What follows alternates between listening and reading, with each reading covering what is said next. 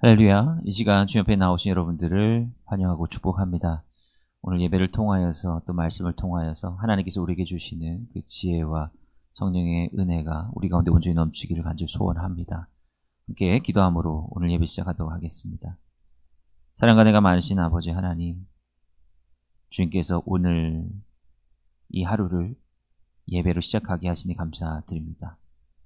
이 시간 우리가 주님 앞에 나아갈 때에 우리에게 진리의 빛을 비춰주시기를 원합니다. 때로는 우리가 하나님의 말씀을 온전히 깨닫지 못하고 세상의 어둠 가운데에서 헤맬 때가 얼마나 많은지 모르겠습니다. 그럴 때마다 주님께서 주신 이 말씀을 통해서 우리 스스로를 돌아보게 하시고 주님께서 우리에게 비춰주시는 그 빛을 향해 나아갈 수 있도록 하나님께서 함께 하여 주시옵소서. 예수님의 이름으로 감사하며 기도드립니다. 아멘. 오늘 우리가 함께 나눌 말씀은 요한일서 2장 1절부터 6절까지의 말씀입니다. 나의 자녀들아, 내가 이것을 너희에게 쓰면 너희로 죄를 범하지 않게 하려 함이라. 만일 누가 죄를 범하여도 아버지 앞에서 우리에게 대언자가 있으니 곧 의로우신 예수 그리스도시라. 그는 우리 죄를 위한 화목 제물이니 우리만 위할 뿐 아니요 온 세상의 죄를 위하심이라. 우리가 그의 계명을 지키면 이로써 우리가 그를 아는 줄로 알 것이요 그를 아노라 하고 그의 계명을 지키지 아니하는 자는 거짓말하는 자요 진리가 그 속에 있지 아니하되 누구든지 그의 말씀을 지키는 자는 하나님의 사랑이 참으로 그 속에서 온전하게 되었나니 이로써 우리가 그의 안에 있는 줄을 아노라. 그의 안에 산다고 하는 자는 그가 행하시는 대로 자기도 행할지니라. 아멘. 우리가 지난 화요일에 요한일서 1장의 말씀을 함께 읽고 묵상해 보았습니다. 요한일서 1장의 말씀의 핵심은 무엇입니까? 바로 하나님께서 이 세상 가운데 빛이 되신다라고 하는 그 고백입니다. 빛이 무엇이라고 했습니까?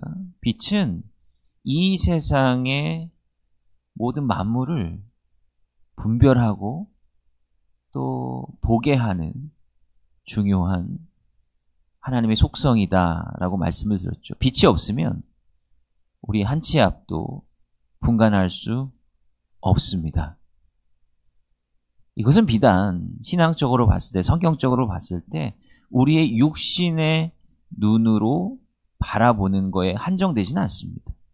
하나님의 빛이라고 하는 것은 우리의 생각, 판단, 우리 삶 전체의 방향성, 이 모든 것들을 밝히 보여주는 바로 하나님의 놀라운 창조의 속성이다라고 하는 것이죠. 빛이 있어야 우리가 어디에 있는지 깨닫게 되는 겁니다. 빛이 있어야 우리가 생각하는 그 생각이 옳은 것인지 그른 것인지를 판단할 수 있다라고 하는 거예요. 빛이 있어야 우리가 가는 길이 정말로 생명의 길인지를 깨달을 수 있다라고 하는 겁니다. 이 하나님의 빛을 제대로 발견하지 못하면 우리는 어둠 가운데 우리의 발밑에 뭐가 있는지도 모른 채 그렇게 살아간다라고 하는 거죠. 우리가 생명의 길로 가고 있는지 사망의 길로 가는지 분간하지 못한다라고 하는 겁니다. 그럼에도 세상 사람들은 그 하나님의 빛을 발견하지 않고도 스스로 길을 찾을 수 있다라고 이야기를 합니다. 어떤 학문적인 방법으로든 과학으로든 그런 철학적인 사고방식으로든 어떻게든 스스로 진리를 찾아낼 수 있을 것이다라고 이야기를 합니다. 그러나 말씀의 빛에서 이 사람들의 생각과 이 세상의 모습을 비춰봤을 때 그것은 소경이 소경을 인도하는 것과 같이 위험하기 짝이 없는 발상이다라고 하는 겁니다.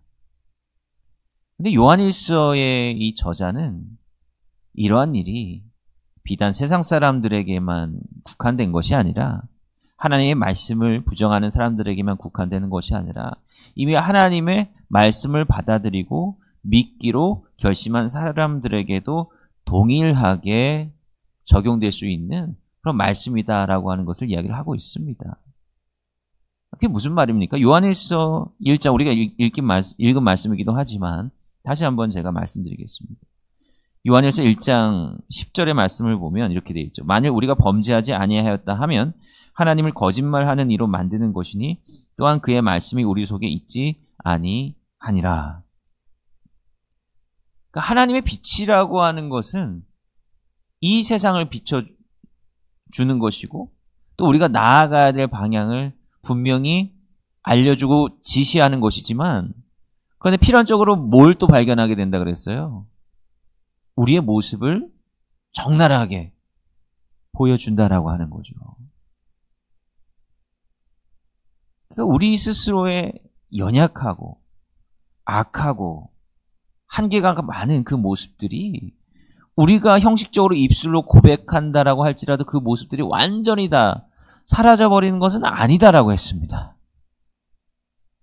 우리의 죄된 모습은 여전히 남아있는 거예요.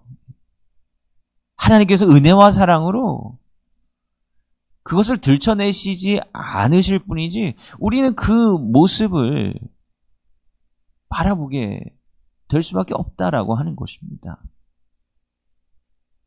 그래서 사실 우리가 하나님의 말씀을 읽으면 읽을수록 우리 마음 가운데 또 은혜도 있고 소망도 생길 수 있겠지만 또 다른 한편에서는 이 하나님의 말씀대로 살지 못하는 우리 스스로에 대한 사실 실망도 있다라고 하는 거죠. 근데 사람들은 때로는 이런 실망감을 감추고 자신의 어떤 종교적인 의의라고 해야 될까요? 자신의 하나님 앞에 굉장히 신실하다라고 하는 것을 자신은 정말로 완벽에 가깝다라고 하는 것을 드러내기 위해서 그러한 나의 죄된 모습을 스스로 덮어버리려고 합니다. 나는 이러한 일들을 하나님을 위해서 했고 이러이러한 헌신들을 했고 하나님께서 말씀해 주신 이러이러한 것들을 내가 철저히 지켰어. 그러니까 나는 정말 하나님 앞에 부족함이 없는 존재야. 이렇게 교만한 모습을 드러내기도 한다라고 하는 거예요. 근데 우리가 아무리 인간적인 노력으로 노력을 한들 우리가 어떻게 하나님 앞에 완전해질 수가 있겠습니까? 우리 웨슬리 목사님도 그리스도인의 완전이라고 하는 그러한 개념을 가르쳐 주시면서 이것을 이제 성화의 삶과 관련해서 말씀해 주셨지만 웨슬리 목사님도 우리가 살아있는 한 육신의 몸을 입고 있는 한 그 완전 그 자체를 이룰 수 없다라고 하는 것을 분명히 말씀하셨습니다. 거기에 가까워져 가는 거지 완전을 이룰 수가 없다라고 하는 거예요. 왜냐하면 우리는 육신의 몸을 입고 있는 한 육체의 정욕의 한계에 있는 한 우리는 스스로 완전해질 수가 없는 존재이기 때문에 그렇다라고 하는 거예요. 그러나 그렇다고 해서 좌절하거나 실망할 필요는 없습니다. 하나님의 은혜로 우리는 그 모든 것들을 용서받은 존재들이기 때문에 그렇다라고 하는 것이죠. 우리 이걸 깨달아야 된다라고 하는 거예요. 우리 있는 그대로의 모습을 애써 부정하려고 하지 말고 그대로 직시할 필요가 있다라고 하는 겁니다. 그래야 믿음이 성장하고 성숙해진다라고 하는 거예요. 그러니까 우리가 완전하고 우리가 완벽한데 그럼 그 믿음이 생겨날 수가 있겠습니까? 나에게 하나님이 무슨 필요가 있겠습니까? 예수 그리스도의 십자가의 보혈이 나에게 무슨 의미가 있겠어요? 내가 완벽해졌다라고 했는데. 이 교회의 역사와 신앙의 역사를 돌이켜보면 이런 착각 가운데 빠졌던 사람들이 사실 적지 않았다라고 하는 겁니다. 그래서 막 이단들도 나오고 하는 것 아니겠습니까? 이 기본적인 신앙의 명제를 우리가 분명히 깨달아야 된다라고 하는 거예요. 우리의 죄된 모습을 바라봐야 신앙의 길이 열린다라고 하는 것입니다. 우리의 연약한 모습을 바라볼 줄 알아야 예수 그리스도께 우리가 의지할 수 있다라고 하는 거예요. 그렇게 해야 진리의 길이 무엇인지를 보려고 한다라고 하는 겁니다. 자기 자신만의 의의에 빠져서는 스스로의 눈을 감아버리는 것과 마찬가지다라고 하는 것을 분명히 깨달아야 된다라고 하는 거죠. 그러니까 이 말씀은 굉장히 어찌 보면 두려운 것 아니겠습니까? 우리가 입술로 고백하고 또 세례와 같이 이러한 신앙인이 되기 위한 절차를 거쳤다 할지라도 우리가 마음으로 우리 스스로를 온전히 바라보지 못하고 우리가 죄인이고 연약한 존재라고 하는 것을 망각하는 순간 그것은 다 무의로 돌아가 버릴 수도 있다라고 하는 것입니다. 우리가 뭔가 입장의 절차만 거치면 모든 것이 자연적으로 자연스럽게 자동적으로 다 척척척척 이루어지는 것이 아니다라고 하는 거예요. 우리는 이것을 분명히 깨달아야 됩니다. 우리가 믿고 고백하는 것은 긴 신앙의 삶의 여정의 시작에 불과하다라고 하는 거죠. 그래서 요한일서 1장은 우리의 연약함에 대해서 분명히 강조하고 있습니다. 근데 이것만 보면 사실은 그러면 우리가 어떻게 구원에 이를 수 있는 것인가? 우리가 이렇게 연약한 존재라고 한다면 도대체 우리가 어떻게 쓰임받을 수 있을 것인가? 이런 궁금증이 들지 않겠습니까? 그때 이제 우리가 지금 읽은 요한일서 2장의 말씀에서는 그 원리에 대해서 설명하고 있습니다. 그 위로하고 있는 거죠. 우리가 분명히 그런 연약한 존재이긴 하지만 그러나 그것 때문에 좌절할 필요가 없다. 실망할 필요가 없다라고 하는 거예요. 바로 예수 그리스도께서 우리의 대언자가 되시기 때문이다라고 하는 겁니다. 1절의 말씀 보면요. 이렇게 되어 있죠. 내가 이것을 너에게 했으면 너희로 죄를 범하지 않게 하려 함이라. 그러니까 이 요한 서신을 쓴 이유는 죄로 인해서 넘어지지 말라라고 하는 거예요. 당시 초대교회 교인들은 이 세상에 핍박 가운데 있었던 사람들입니다. 우리가 정말 생각하는 그 이상으로 핍박을 받았던 사람들입니다. 그러니까 이들은 신앙을 갖는다라고 하는 것이 이들의 생명과 직결되어 있는 아주 실존적인 문제였다라고 하는 거예요. 은혜를 받고 신앙을 받아들였다 할지라도 엄청난 도전들이 이들 앞에 기다리고 있는 것입니다. 세상이 무릎 꿇을 것인가 아니면 신앙을 끝까지 지키고 믿음을 계속해서 지켜내야 될 것인가 하루하루 그 싸움 가운데 싸웠다라고 하는 것입니다. 그러니까 이들에게 있어서 이 신앙은 정말로 어려운 것이었다라고 하는 겁니다. 그때 이제 사도 요한을 비롯해서 초대교회 지도자들은 그런 성도들의 마음을 굳건히 붙잡아 주기 위해서 이런 서신들을 쓰는 거죠. 근데 현실적인 어려움은 분명히 존재하는 것 아니겠습니까? 그래서 가장 좋은 것은 이러한 경고의 말씀들을 보고 죄를 범하지 않는 것은 가장 중요한 것인데 그 다음 9절 만일 누가 죄를 범하여도 아버지 앞에서 우리에게 대언자가 있다라고 하는 거예요. 죄를 짓지 않는 것이 가장 좋은 것이겠지만 그런데 우리 연약하지 않습니까? 이 설령 죄를 짓는다고 할지라도 우리에게 소망이 있는 것은 바로 예수 그리스도라고 하는 우리의 대언자가 계시다라고 하는 것. 이것이 중요하다라고 하는 겁니다. 예수 그리스도의 사역, 십자가의 보혈의 능력을 우리가 또한 의지해야 된다라고 하는 거예요. 우리가 할 수 있는 것이 아니다라고 하는 것이죠. 우리가 완성할 수 있는 것이 아니라 바로 예수 그리스도께서 하신다라고 하는 거예요. 예수 그리스도께서 우리의 길을 인도해 주시고 또 우리가 온전한 구원을 이룰 수 있도록 주님께서 역사하신다라고 하는 것. 이것을 또한 믿어야 된다라고 하는 것입니다. 그러니까 신앙의 중요한 절차들과 단계들이 있다라고 하는 거예요. 첫 번째는 우리가 죄인임을 깨달으라. 우리가 연약하다는 거 하는 것을 깨달으라라고 하는 겁니다. 이것이 가장 중요한 첫 번째 단계입니다. 이거는 하나를 맞췄다고 해서 그 다음에 이제 단계가 없어지는 것이 아니라 매일매일 어쩌면 매 순간 우리가 반복해야 되는 단계다라고 하는 거예요. 우리가 죄인임을 잊지 마십시오. 두 번째, 그렇다고 실망할 필요는 없습니다. 우리가 매일매일 하나님 앞에 죄를 지으며 살아가고 있다 할지라도 실망할 필요는 없다라고 하는 거예요. 좌절할 필요가 없다라고 하는 거예요. 일단 아는 게 중요하고 그 다음에 우리의 죄의 문제를 해결하시기 위해서 우리의 대언자이신 예수님께서 일하고 계신다라고 하는 사실이에요.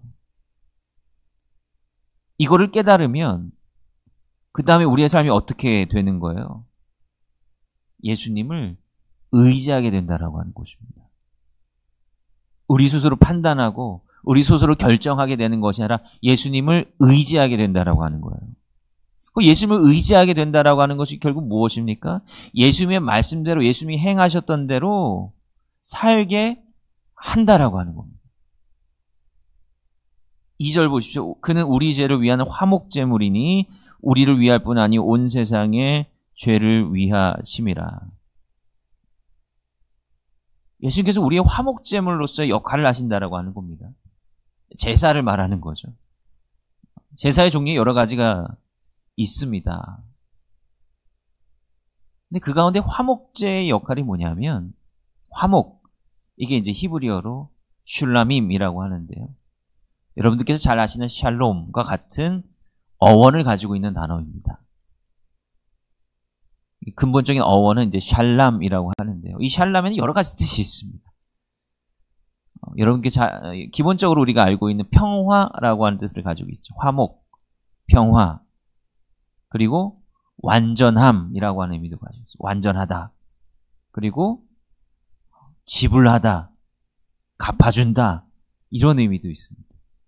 얼핏 보면 이러한 그 단어들이 어떤 연관성을 가지고 있을까 싶기도 한데 잘 생각해 보면 굉장히 긴밀한 연관성을 가지고 있는 겁니다.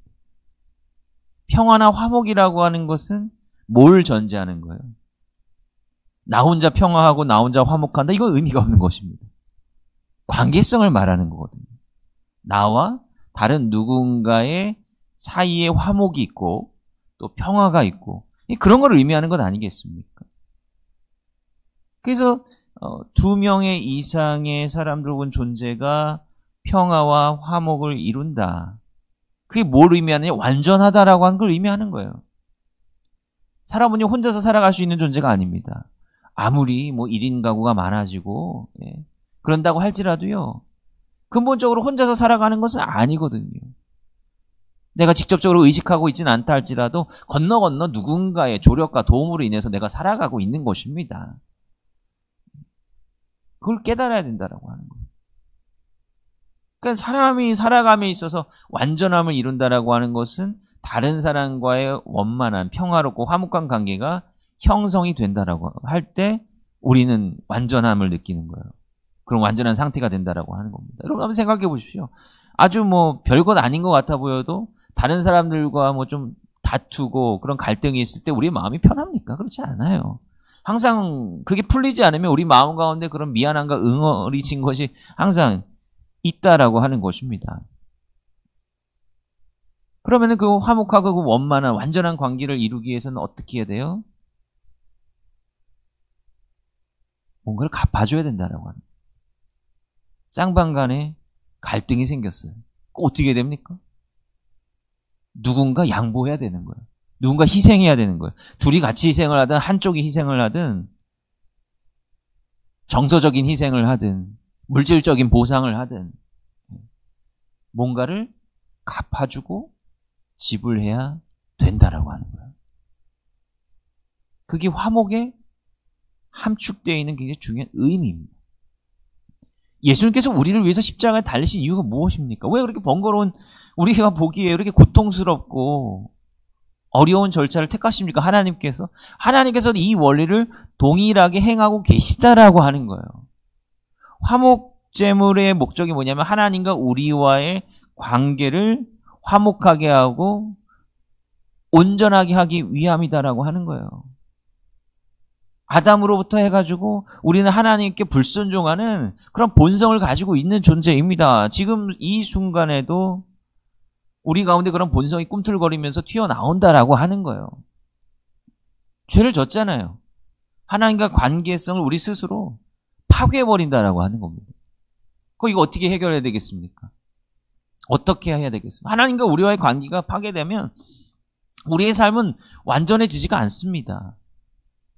아무리 이 세상에서 많은 것들을 갖고 많은 것들을 누리고 많은 것들을 얻을 수 있다 할지라도요, 우리 가운데 석연치 않은 그러한 이 죽음에 대한 두려움, 삶에 대한 두려움, 이걸 다 가지고 있다라고 하는 거예요.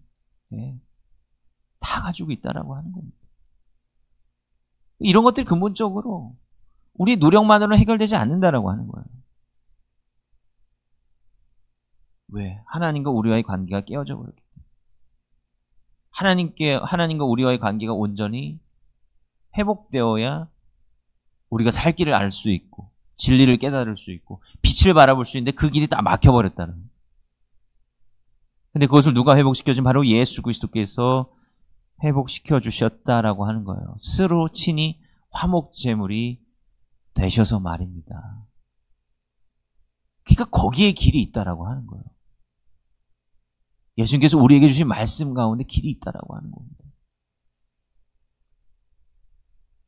그러니까 이 세상에서 우리 삶에 대한 대답은 예수님의 말씀에서 찾아야 된다라고 하는 거예요. 하나님의 말씀 가운데서 찾아야 된다라고 하는 거예요. 그래서 우리가 성경을 읽어야 된다라고 하는 거예요. 그 말씀의 원리와 우리 삶에 대한 교훈, 가르침, 이 모든 것들이 하나님의 말씀 가운데 담겨 있다라고 하는 거예요. 그거에 의지해서 살아야지. 세상에서 가르쳐주는 그 원리에 의존해서는 안 된다라고 하는 거예요. 그래서 3절의 말씀 보십시오. 우리가 그의 계명을 지키면 이로써 우리가 그를 아는 줄로 알 것이요. 4절. 그를 아노라 하고 그의 계명을 지키지 아니하는 자는 거짓말하는 자요 진리가 그 속에 있지 아니하되. 그러니까 우리가 정말 믿음이 있고 정말 예수 그리스도를 통해서 우리가 하나님과 화목하는 그런 관계를 가졌느냐 그렇지 못했느냐는 바로 우리의 생각과 우리의 삶을 통해서 확인하면 된다라고 하는 겁니다. 내가 구원받았나? 구원받지 못했나? 때로는 이런 혼동이 올 때가 있잖아요. 그때 뭘 보면 안다는 거예요? 지금 우리가 하고 있는 그 생각을 보면 알고 우리가 하루하루 선택하는 그 삶의 선택을 보면 안다라고 하는 거예요. 우리 삶의 모습을 보면 안다라고 하는 겁니다. 우리가 하나님의 말씀대로 살려고 노력하는지 아니면 세상의 법칙대로 살아가려고 하는지 이걸 보면 우리가 정말 하나님을 진실되게 믿고 있는지 알 수 있다라고 하는 거예요. 그래서 우리 스스로 성찰하고 살펴봐야 된다라고 하는 것입니다. 우린 정말 그러한 믿음의 삶을 살아가고 있습니까? 우리는 우리 스스로를 돌아보면서 하나님의 말씀대로 정말 잘 믿고 있고 그렇게 행하고 있어 라고 하는 생각이 들 만큼 그렇게 순종적인 삶을 살아가고 있습니까? 요한일서 1장과 2장의 그 초반부의 말씀을 보면서 우리가 믿음의 이 두 단계까지 우리가 좀 살펴봤습니다. 하나는 우리가 스스로 죄인임을 깨닫게 되는 것. 그래야 하나님을 찾을 수 있다. 두 번째, 우리의 죄의 문제는 바로 예수 그리스도를 통해서 해결함 받을 수 있다. 그러기 위해서는 뭐예요? 예수 그리스도께서 우리에게 주신 그 말씀을 따라 살아야 된다. 거기에 답이 있는데 그 답을 따라 살아야 되지 않겠습니까? 우리가 이런 신앙과 믿음의 교훈들을 요한일서 말씀을 통해서 계속해서 깨달아 나갈 수 있기를 간절히 소원합니다. 오늘 우리가 이 묵상하고 또 깨달은 바가 있다라고 한다면 그 뜻을 우리 마음 가운데 새기고 하나님께서 주신 그 지혜대로 살아갈 수 있는 오늘 하루의 삶이 될 수 있기를 주님의 이름으로 간절히 축원드립니다. 몇 가지 기도 제목 함께 나누고 기도하도록 하겠습니다. 오늘 우리가 말씀 나눴던 것처럼 주님을 믿는 나는 것이 무엇인지 분명히 깨달아 알게 해주시고 우리의 삶 가운데 그 믿음의 열매가 온전히 드러날 수 있는 삶을 살게 해달라고 여러분들 위해서 기도해 주시기 바랍니다. 날씨가 본격적으로 굉장히 좀 쌀쌀해지고 있습니다. 또 하나님께서 또 귀하게 또 하늘분들과 여러 가지 성도님들 잘 지켜주셔서 건강하고 강건하게 또 신앙 공동체 안에서 함께 신앙생활 해 나가실 수 있도록 여러분 기억해 주시고 기도해 주시기 바랍니다. 우리 돌아오는 주일부터 그 다음 토요일까지 태국 선교 여행이 계획되어 있습니다. 태국 선교 여행에 동참하는 우리 성도님들 오고 갈 때 하나님께서 안전 지켜주시고 또 은혜 가운데 모든 여정들이 잘 진행될 수 있도록 위해서 기도해 주시고요. 특별히 인솔하시는 담임 목사님 영역간의 강건함으로 잘 인도하실 수 있도록 위해서 기도해 주시기 바랍니다. 기도하겠습니다. 사랑과 내가 마신 아버지 하나님, 주님께서 우리를 주의 자녀로 빛의 자녀로 불러주셨습니다. 우리가 그러한 사명을 부여받았고 그 뜻대로 살아가야 함을 분명히 깨닫게 하여 주시고 알고 넘어가는 것이 아니라 온전히 우리 마음 가운데 이 진리를 잘 새겨서 그 진리가 우리의 삶의 이정표가 될 수 있도록 좀 도와주시옵소서. 예수님의 이름으로 감사하며 기도드립니다. 아멘.